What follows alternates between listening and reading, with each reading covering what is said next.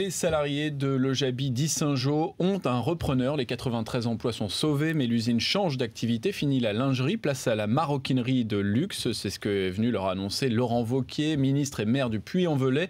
On retrouve Graziella Rodriguez, l'envoyé spécial de BFM TV en Haute-Loire. Alors le ministre était accompagné du futur patron, un Auvergnat qui connaît bien la région. Et oui, puisqu'il est originaire d'ici même, Yssingeaux. Il s'appelle Vincent Rabérin et donc c'est lui qui va prendre la suite ici de ses ateliers Lojabi. En fait, il est prêt à reprendre toutes les salariés de ce site, 93 personnes en tout.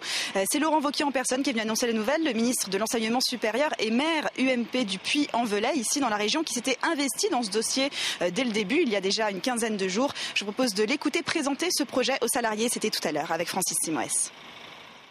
Je vous avais promis qu'on essaye d'aboutir dans une solution qui soit une solution solide sous 10 jours.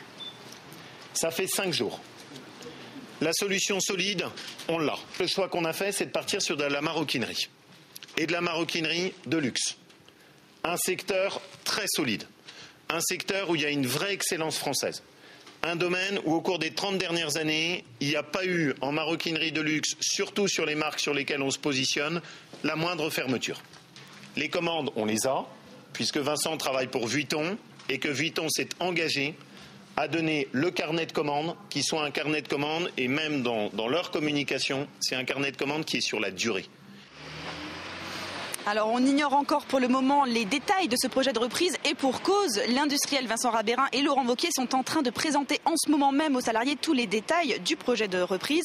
Selon nos informations, les salariés, les 93 salariés passeront tout de même par l'étape du licenciement avant d'être réengagés par l'entreprise Sofama à la date du 1er mars prochain. En tout cas, pour ces salariés qui se sont battus jusqu'au bout, c'est évidemment une bonne nouvelle. Je vous propose d'écouter quelques témoignages que nous avons recueillis tout à l'heure avec Francis Simoès.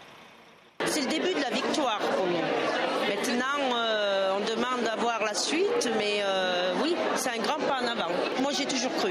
Franchement, j'ai toujours eu espoir que c'était pas fini entre nous, que c'était pas fini à Yssingeaux. Pour nous, aujourd'hui, c'est une bouffée d'oxygène. Si on en est arrivé là, c'est notre lutte à toutes. C'est notre combat qu'on a mené pour... Si ça peut servir à d'autres, voilà. Surtout, ça serait superbe.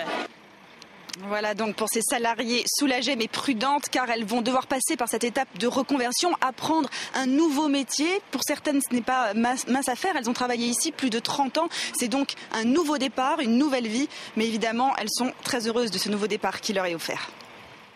Merci beaucoup, Graziella Rodriguez.